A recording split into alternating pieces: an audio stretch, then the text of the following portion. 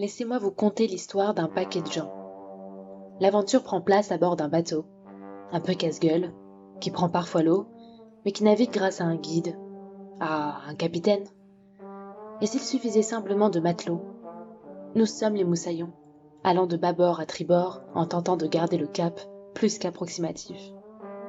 Et si l'un tombe à l'eau, nous irons le chercher. Et si l'un est à l'arrière avec le mal de mer, nous irons lui tenir les cheveux. Il y aura un temps où nous pourrons faire la différence entre ce qu'on savait et ce qu'on sait. On saura en tout cas d'où on vient, qu'est-ce qu'on fout là et où on va. Quoique ça, on n'aura peut-être jamais la réponse. Et alors, qui tu es, toi? Qui tu es pour dire ce que tu penses savoir ou non? Tu veux prendre la barre? Si tu prends la barre, on la prend tous avec toi. Car pour l'instant, nous sommes sur ce bateau, essayant d'apercevoir la rive, d'éviter le navire d'en face, ou bien simplement la prochaine vague. Qu'importe. Nous vivons sous des faits imaginaires, et nous avons embarqué pour la plus longue et la plus belle traversée.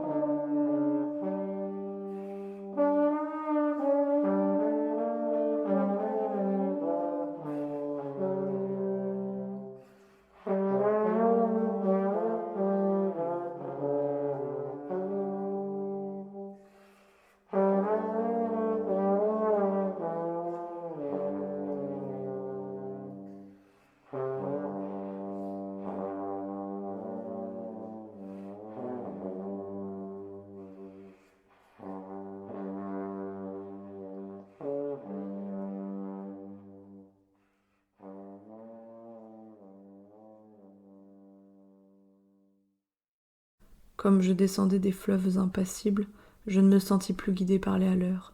Des peaux-rouges criards les avaient pris pour cible, les ayant cloués nus aux poteaux de couleur. La tempête a béni mes éveils maritimes. Plus léger qu'un bouchon, j'ai dansé sur les flots, qu'on appelle rouleurs éternels de victimes. 10 nuits, sans regretter l'œil niais des falots. Plus douce qu'aux enfants, la chair des pommes sûres, l'eau verte pénétra ma coque de sapin, et des taches de vin bleues et des vomissures me lava, dispersant gouvernail et grappin. Et dès lors, je me suis baigné dans le poème de la mer, infusé d'astres et lactescents, dévorant les azurs verts, où flottaison blême et ravie, un noyer pensif parfois descend. Où teignons tout à coup les bleuetés, délire et rythme lent sous les rutilements du jour, plus forte que l'alcool, plus vaste que nos lyres, fermentent les rousseurs amères de l'amour. J'ai vu le soleil bas, taché d'horreurs mystiques, illuminant de longs figements violets, pareils à des acteurs de drames très antiques, les flots roulant au loin leurs frissons de volée. J'ai heurté, savez-vous, d'incroyables florides, mêlant aux fleurs des yeux de panthère à peau d'homme, des arcs-en-ciel tendus comme des brides sous l'horizon des mers à de glauques troupeaux. Glaciers, soleil d'argent, flots nacreux, cieux de braise, échouages hideux au fond des golfes bruns, où les serpents géants dévoraient des punaises, choix des arbres tordus avec de noirs parfums. Presqu'île, ballottant sur mes bords les querelles et les fientes d'oiseaux clabaudeurs aux yeux blonds. Et je voguais, lorsqu'à travers mes liens frêles, des noyés descendaient dormir à reculons. Libre, fumant, monté de brumes violettes, moi qui trouais le ciel rougeoyant comme un mur, qui porte confiture exquise au bon poète, des lichens de soleil et des morves d'azur, qui couraient. Tachés de lunules électriques, planches folles, escortées des hippocampes noirs, quand les juillets faisaient crouler à coups de trique les cieux ultramarins aux ardents entonnoirs. J'ai vu des archipels sidéraux, et des îles dont les cieux délirants sont ouverts aux vogueurs. Est-ce en ces nuits sans fond que tu dors et t'exiles, millions d'oiseaux d'or, ô future vigueur?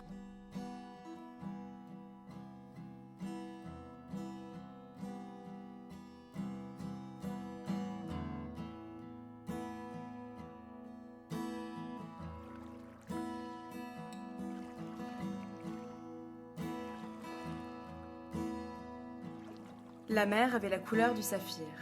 et le ciel dans l'air brûlait comme une opale chauffée. Nous hissâmes la voile. Le vent soufflait avec force du côté des pays bleus qui s'étendent vers l'Orient. De la proue escarpée, je remarquai, avec une attention plus vive, Zacynthos, et chaque bois d'olivier, et chaque baie, les falaises d'Ithaque, et le pic neigeux de Lycaon, et toutes les collines de l'Arcadie avec leur parure de fleurs. Le battement de la voile contre le mât, et les ondulations qui se faisaient dans l'eau sur les côtés, et les ondulations dans le rire des jeunes filles, à l'avant, pas d'autre bruit.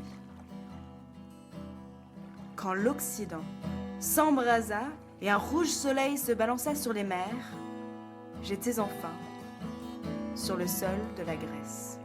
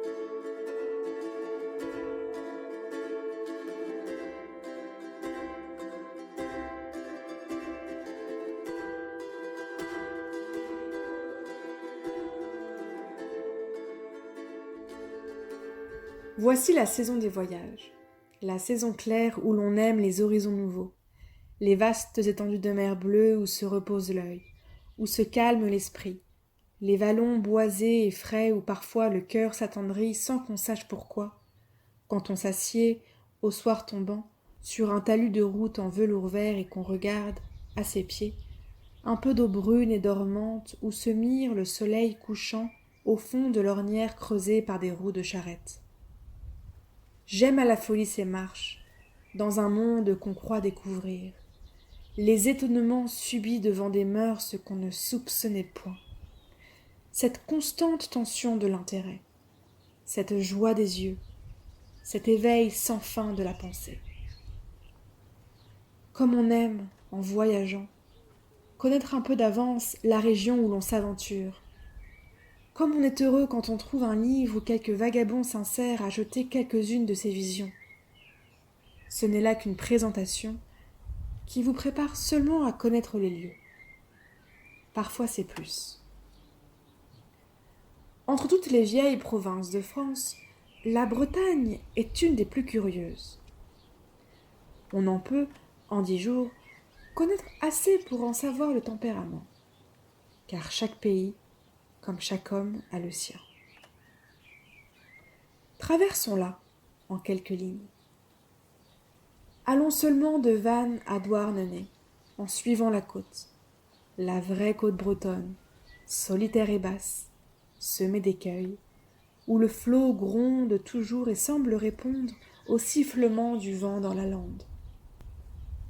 Le Morbihan, espèce de mer intérieure, qui monte et descend sous la pression des marées du grand océan, s'étend devant le port de Vannes.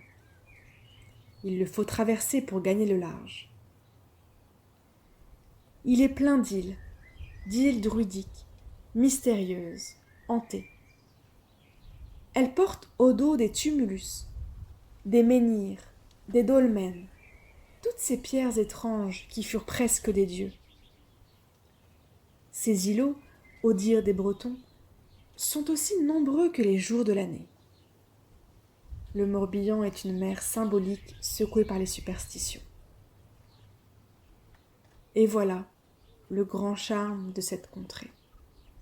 Elle est la nourrice des légendes. Mortes partout, les vieilles croyances demeurent enracinées dans ce sol de granit. Les vieilles histoires aussi sont indestructibles dans ce pays. Et le paysan vous parle des aventures accomplies 15 siècles plus tôt, comme si elles dataient d'hier, comme si son père ou son grand-père les avait vues.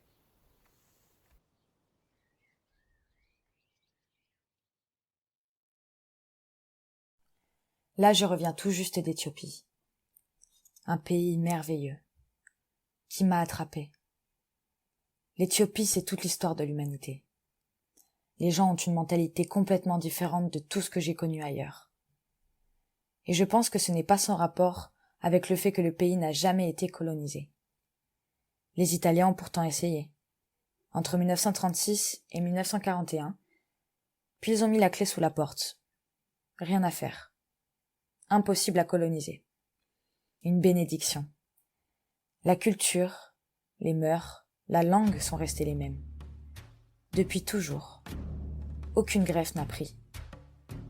Il n'y a pas eu toutes ces ignominies comme à peu près partout en Afrique. Cette obsession de l'armée, de l'économie, des missionnaires étrangers, d'arracher et de domestiquer des parcelles entières de pays, de cultures qui ne leur appartenaient pas, sous prétexte, comme toujours, de civiliser. On n'a pas importé une autre langue en Éthiopie, comme la France l'a fait ailleurs, ce qui est toujours une imposture. Aujourd'hui encore, et grâce à cela, il reste des tribus, des dialectes. Dans le sud du pays, le long de la rivière Omo, j'ai vu les Bodis, les Dahazanash, les Mursi, qui vivent là, sur leur terre noire, un peu comme les premiers sapiens. Ils habitent dans des huttes, tous ensemble.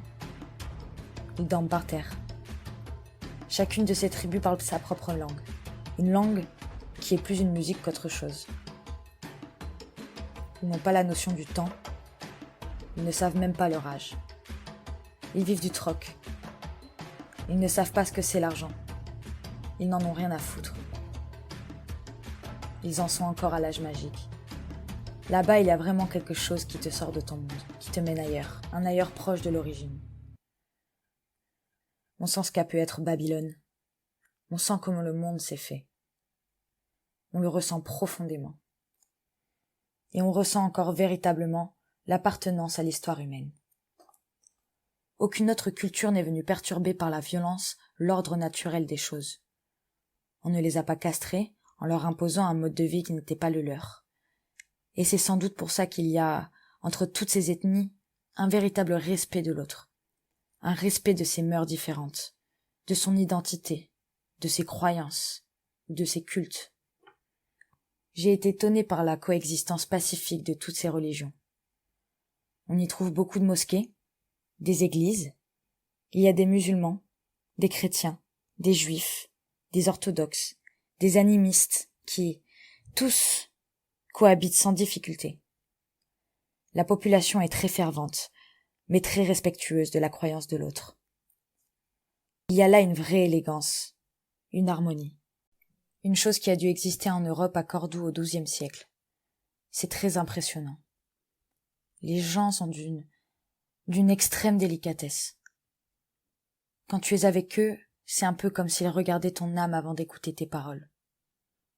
Combien de temps cela va-t-il encore durer ?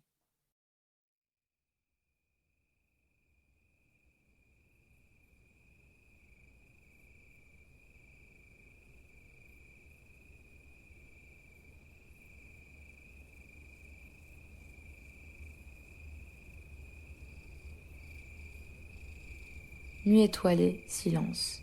Que la terre est belle ainsi, parée du voile de la nuit. Doucement les philaos dansent dans le vent, valse lente du ciel et de la terre. Mais je sais, là-bas, très loin, d'autres cieux, d'autres nuits étoilées, où la terre est belle aussi, parée de glace et de neige iridescente.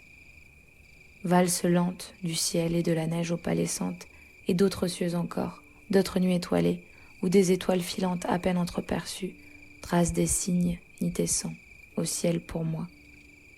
Magie de l'instant, enchantement de la terre et du ciel, étreint dans cette valse étrange.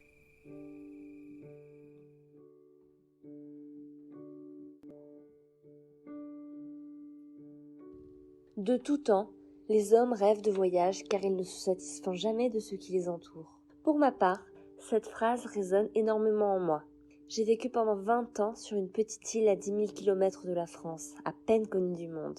J'ai rêvé plus d'une fois de partir, et j'ai eu la chance de pouvoir voyager où je voulais pour satisfaire ce besoin et m'évader de mon petit quotidien. Les Antilles, l'Afrique, les États-Unis, Madagascar, le Mexique, la France, une multitude de paysages, de nouvelles langues, une multitude de nouvelles ethnies, de nouvelles cultures.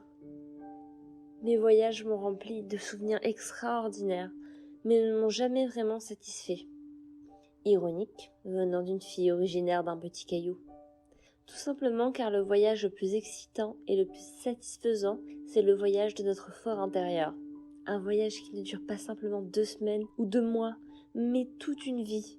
Toute une vie à explorer chaque recoin de notre âme, chaque facette de notre personnalité. À chaque fois qu'on pense être arrivé au bout du bout, on revient au tout début. Mais cette fois, vers une multitude de nouveaux chemins à explorer.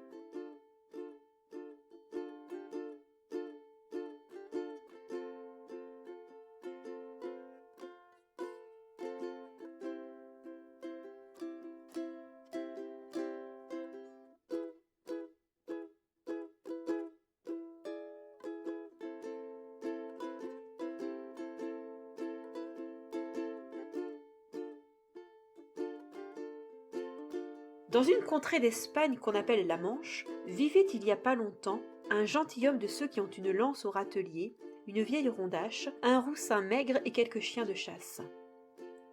Un morceau de viande à la marmite, plus souvent bœuf que mouton, une galimafrée le soir du reste du dîner, le vendredi des lentilles, des œufs au lard le samedi, à la manière d'Espagne, et quelques pigeons de plus les dimanches consumaient les 3/4 de son revenu. Le reste était pour la dépense des habits, qui consistait en un jupon de beau drap avec des chausses de velours, et les mules de même pour les jours de fête. Et les autres jours, c'était un bon habit de drap du pays. Il avait chez lui une espèce de gouvernante qui avait, quoi qu'elle en dît, un peu plus de 40 ans, et une nièce qui n'en avait pas encore 20, avec un valet qui servait à la maison et au champ, qui pansait le roussin et allait au bois. L'âge de notre gentilhomme approchait de 50 ans. Il était d'une complexion robuste et vigoureuse, maigre de visage et le corps sec et décharné. Fort matineux et grand chasseur. Quelques-uns lui donnent le surnom de Quixada ou Quesada.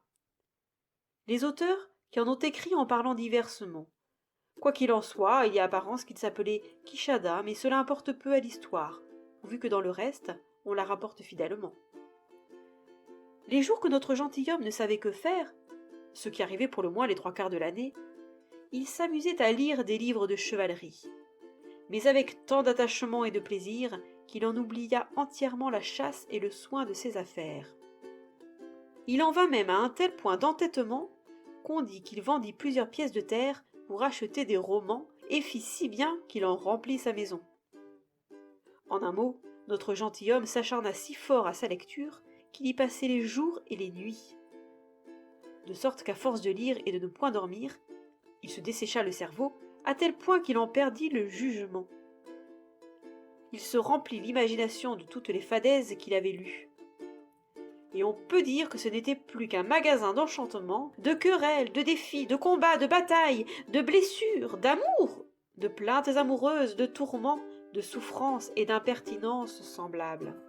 Il s'imprima encore si bien dans l'esprit tout ce qu'il avait lu dans ses romans, qu'il ne croyait pas qu'il eût d'histoire au monde plus véritable.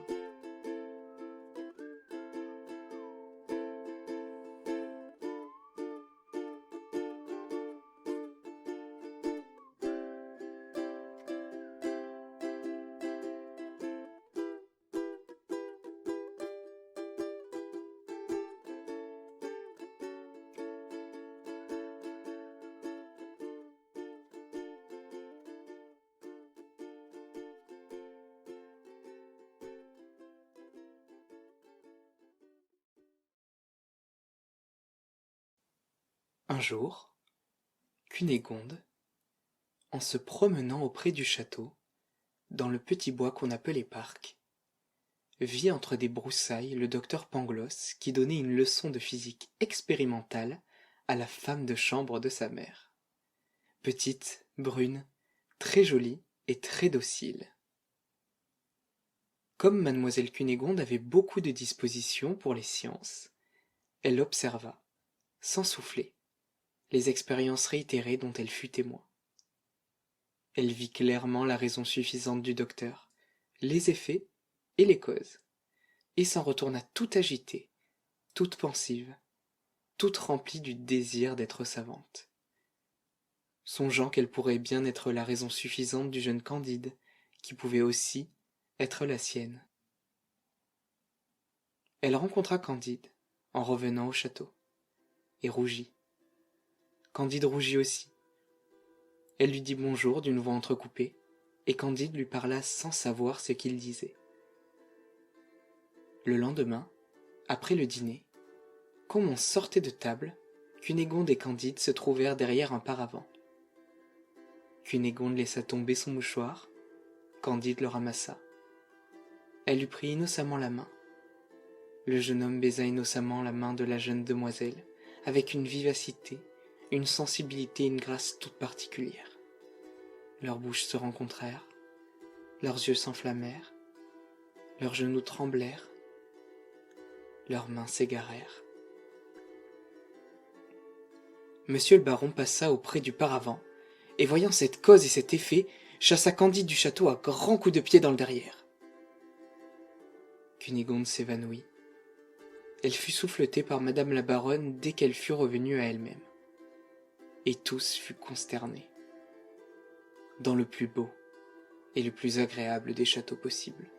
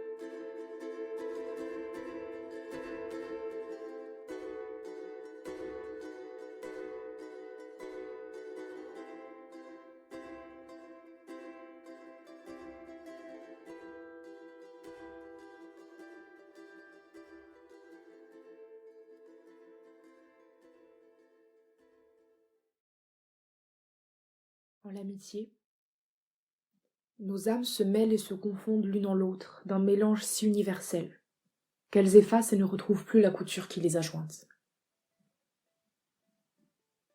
Si on me presse de dire pourquoi je l'aimais, je sens que cela ne peut s'exprimer qu'en répondant « parce que c'était lui, parce que c'était moi ». Il y a, au-delà de tout mon discours, je ne sais quelle force inexplicable et fatale, médiatrice de cette union. Nous nous cherchions avant de nous être vus. Je crois, par quelques ordonnances du ciel, que nous nous embrassions par nos noms. Et à notre première rencontre, qui fut par hasard en une grande fête, nous nous trouvâmes si pris, si connus, si obligés entre nous, que rien dès lors ne nous fut si proche que l'un à l'autre.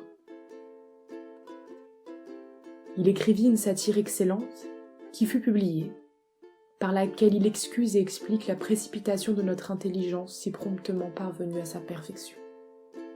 Ayant si peu duré et ayant si tard commencé, car nous étions tous deux hommes faits, et lui plus de quelques années, elle n'avait point à perdre tant de précautions, de longues et préalables conversations. L'amitié n'a point d'autre idée que d'elle-même, et ne peut se rapporter qu'à soi. Ce n'est pas une spéciale considération, ni 2, ni 3, ni 4, ni 1000, c'est je ne sais quelle quintessence de tout ce mélange, qui ayant saisi toute ma volonté, l'amena se plonger et se perdre dans la sienne, qui ayant saisi toute sa volonté, l'amena se plonger et se perdre dans la mienne, d'une fin, d'une concurrence pareille.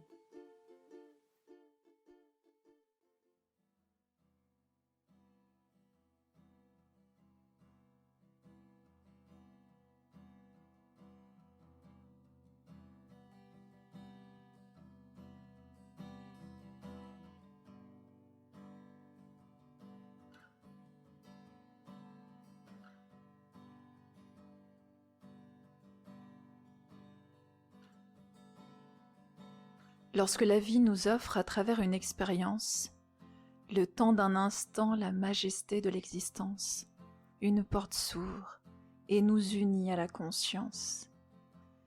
Inondés de cette lumière intense, l'élève s'éveille à la magnificence. Il s'émerveille et en acte d'amour se rend disciple pour toujours. Aveuglé par le trésor, il devient un féroce défenseur, un gardien. Il croit alors qu'il a trouvé l'insurpassable vérité.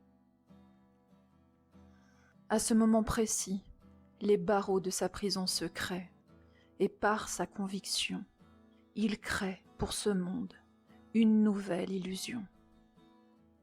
Hypnotisé, son cœur fidèle l'entraînera à louer ce trésor, car il ressentira de partager la lumière et ressentir enfin que sa quête satisfaite est sans fin.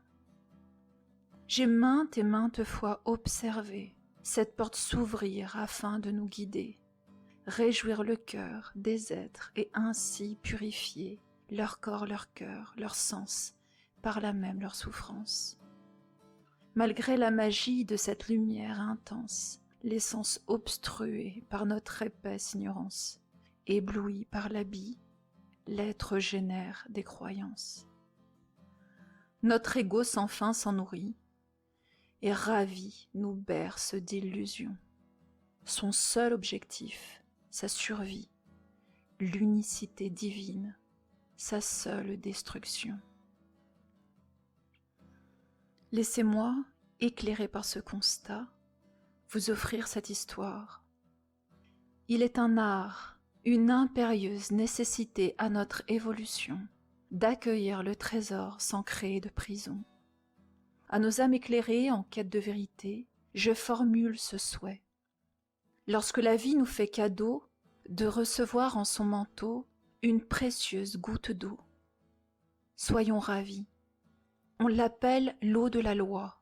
Elle s'offre à nous et nous émoit, car en son sein la vérité vient purifier nos cœurs souillés. Elle revêt l'habit de prise de conscience, de signes, de rencontres, de synchronicité. Mais tout cela n'est que la forme, que la source revêt pour nous aider.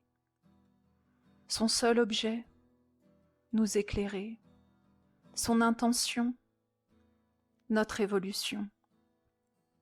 Alors soyons reconnaissants de ceux qui soufflent à nos oreilles, de l'éclair de lumière qui nous traverse et dissipe nos ténèbres, des intuitions qui étrangement s'imposent à nous, des vérités qui généreusement s'offre en nous. Car la source, l'eau de la loi n'existe pas. Elle revêt ses vêtements pour nourrir ses enfants et espère maintenant nous voir enfin reconnaissants. Arrêtons nos chamailleries, nos comportements puérils, stériles, nos supercheries, qui consistent à croire que nous savons, lorsque nos actes, nos pensées montrent que nous mentons. Optons pour l'humilité, ce vêtement très peu à la mode, mais jamais démodé, qui nous offre seul la possibilité d'accueillir le trésor avec sincérité. Cessons enfin de nous persuader que la forme est la vérité parce qu'elle sait habiller. Observons qu'elle use simplement de véhicules. Ses visages, ses moyens habiles permettent qu'elle circule. Car elle est là, éternellement, pour nous sortir de nos carcans. Stoppons nos guerres de religion, de conception. C'est moi qui sais, c'est moi qui ai raison. Je veux t'enfermer dans ma prison. Apprenons à nous élever, à voir la vérité subtile qui est l'unité, sans vouloir l'attraper, la réduire à souhait. Sentir ce divin parfum s'exhaler d'une infinie myriade de façons pour arriver jusqu'à toi sans créer ta prison.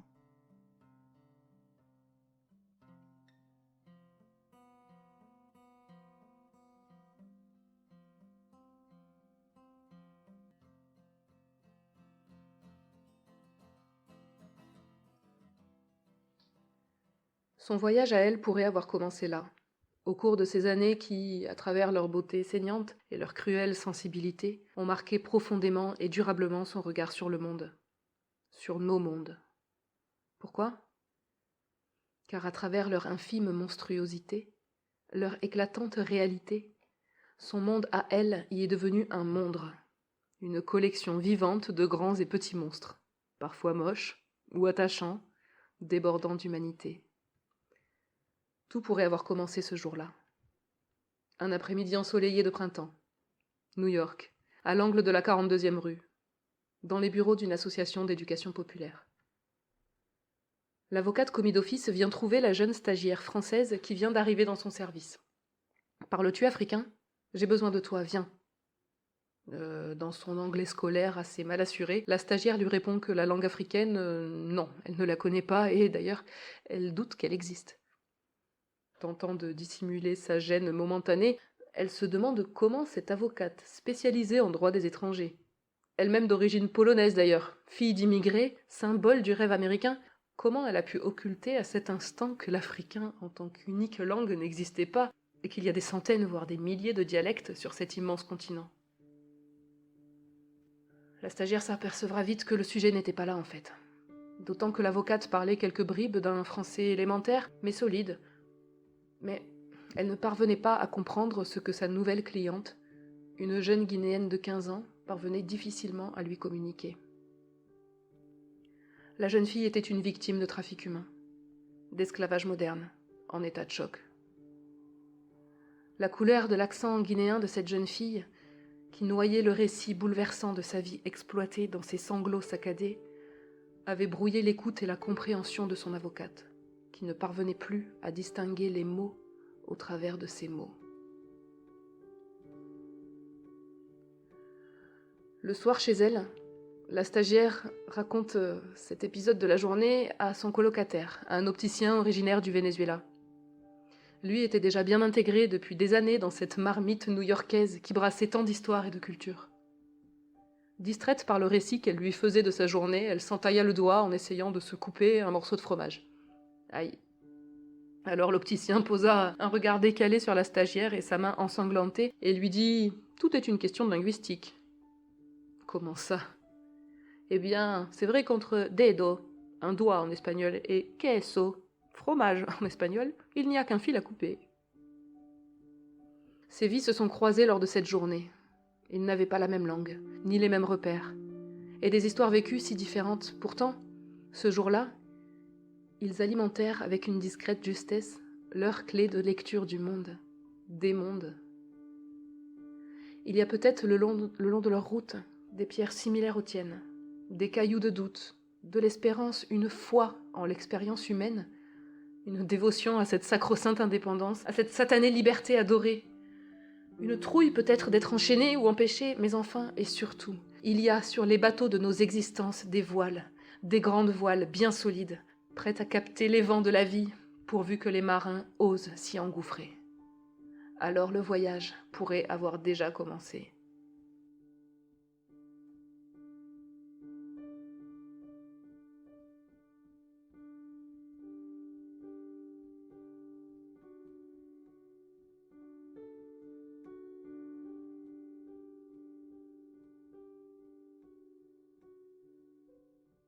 Je me souviens de l'océan, chaud et doux, s'entêtant à me séduire, s'allongeant sur mes rêves.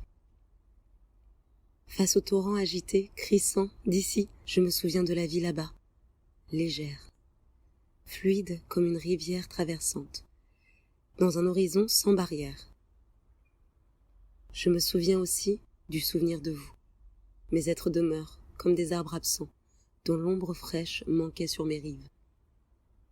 Je me souviens de l'océan, je me souviens de vous, absents. Je me souviens encore de ceux, là-bas, restés sous le soleil ardent, sur les rives de ma rivière absente. Mais quelle est cette mélodie? Oui, je la reconnais. C'est la triste mélodie du départ. C'est la joyeuse mélodie de l'ailleurs. Elle me pose, elle m'apaise, elle m'étreint, elle m'appelle. Elle porte mon chagrin, elle transporte mon espoir. Vos lignes monotones m'animent, vos chemins chauds m'envolent, votre hiver glaçant m'échauffe, votre été bouillant m'exalte. Vos grises mines m'amusent, vos âmes, à moi me lient, à moi m'attachent, à vous m'attachent.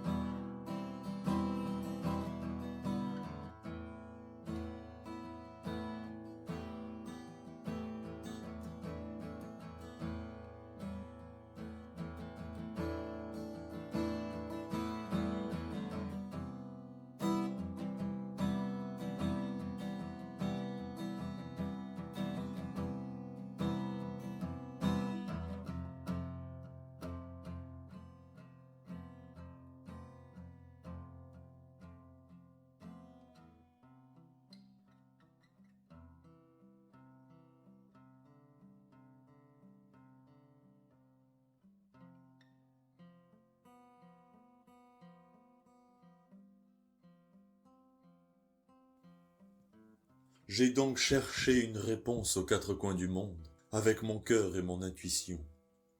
En plus de la science et de tout le savoir livresque accumulé, je suis allé à la rencontre de chamans qui me proposaient de me montrer le monde des morts. J'en ai aperçu les prémices. Je suis également parti dans l'Himalaya, questionner les lamas tibétains sur leurs connaissances sacrées. J'ai fait des recoupements et j'ai réalisé combien toutes ces techniques millénaires et éprouvées pouvaient me donner accès à d'autres réalités, parfois plus convaincantes. Comme lorsque j'ai découvert dans un texte tibétain datant du XIIe siècle la description précise de ce que j'avais vécu à quelques mois de distance au cœur de la forêt amazonienne, alors que j'étais en train de mourir. La démarche que j'ai décidé d'adopter est différente. Elle demande de s'investir personnellement. Il me faut pour cela abandonner quelque chose dont je n'ai jusqu'alors jamais réussi à me départir. Moi. Mon idée de moi. Mon identité. Cette façade construite depuis les premières heures de mon existence. D'autres hommes ont donc déjà exploré l'après-vie. Je les questionne. Ils sont des milliers de par le monde et depuis des millénaires. Mayas, Aztèques, sages tibétains, explorateurs de la conscience sur tous les continents. Voyageurs de la psyché. Conscients de leur mental et conscients de tout ce qu'il y a d'autre. Une parole que notre science redécouvre avec candeur et stupeur.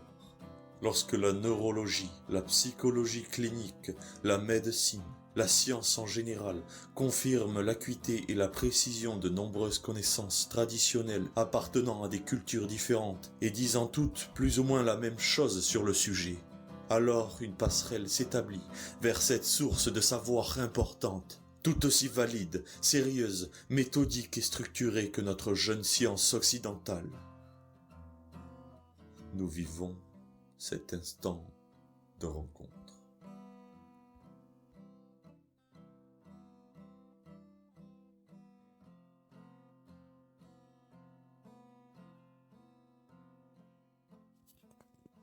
La mort n'est rien.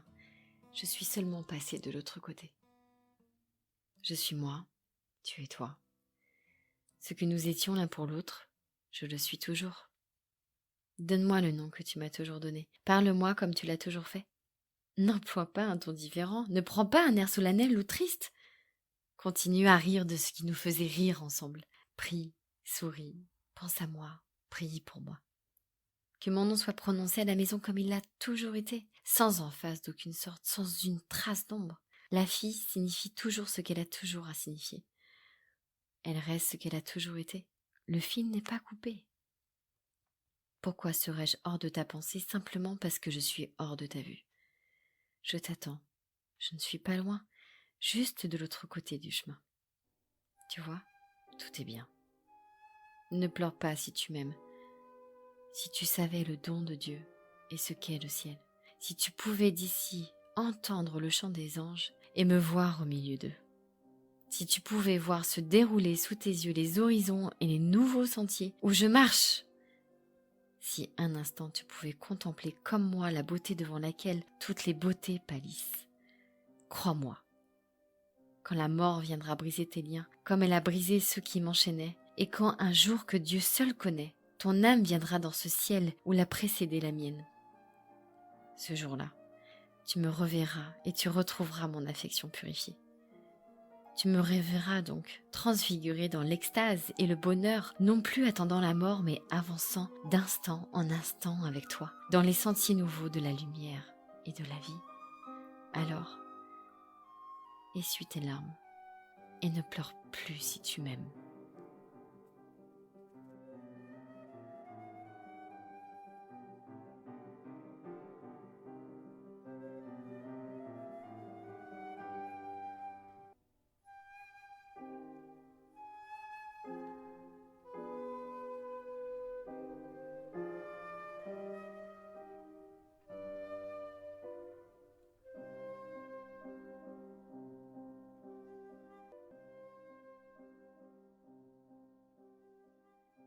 Qu'il est glorieux d'ouvrir une nouvelle carrière et de paraître tout à coup dans le monde savant, un livre de découverte à la main, comme une comète inattendue étincelle dans l'espace. Non, je ne tiendrai plus mon livre in petto. Le voilà, messieurs. Lisez. J'ai entrepris et exécuté un voyage de 42 jours autour de ma chambre. Les observations intéressantes que j'ai faites et le plaisir continuel que j'ai éprouvé le long du chemin me faisaient désirer de le rendre public. La certitude d'être utile m'y a décidé. Mon cœur éprouve une satisfaction inexprimable lorsque je pense au nombre infini de malheureux auxquels j'offre une ressource assurée contre l'ennui, un adoucissement aux maux qu'ils endurent. Le plaisir qu'on trouve à voyager dans sa chambre est à l'abri de la jalousie inquiète des hommes. Il est indépendant de la fortune. Est-il en effet d'être assez malheureux, assez abandonné pour n'avoir pas un réduit où il puisse se retirer et se cacher à tout le monde ? Voilà tous les apprêts du voyage. Je suis sûre que tout homme sensé adoptera mon système, de quelque caractère qu'il puisse être, et quel que soit son tempérament. Qu'il soit avare ou prodigue, riche ou pauvre, jeune ou vieux, né sous la zone torride ou près du pôle, ils peuvent voyager comme moi, enfin, dans l'immense famille des hommes qui fourmillent sur la surface de la terre. Il n'en est pas un seul, non pas un seul, j'entends de ceux qui habitent des chambres, qui puissent, après avoir lu ce livre, refuser son approbation à la nouvelle manière de voyager que j'introduis dans le monde.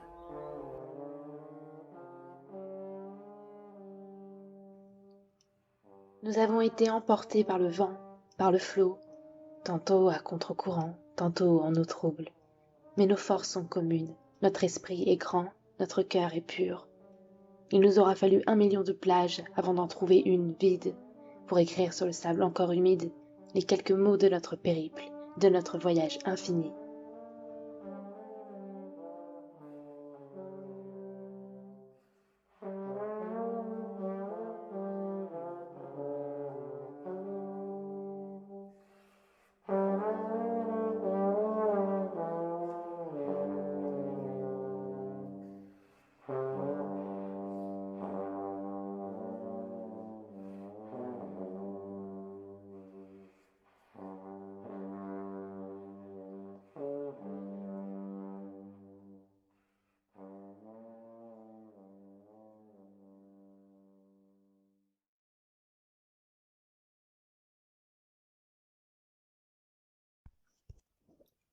J'entends les oiseaux crier, les branches se briser. 5h30 du matin, le lever de soleil s'est prisé. J'ai le sac en main, je pars sans qu'un seul de mes souvenirs me rattrape. J'ai plus aucune attache, j'ai que de nouvelles cartes en main.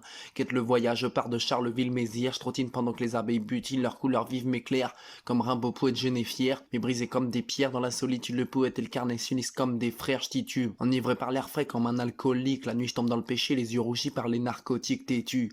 Y'a que les montagnes qui m'effraient malgré leurs grandes colonnes. Je suis le seul chemin qui ne mène pas à Rome. Je me balade, j'aime ça, parfois dans les endroits crades. Et j'ai jonché le sol de tonnes de mes crachats fades. La rosée matinale comme guide de mes grandes croisades. Je suis parti sans bagage, moi je voyage à m'en rendre malade, moi.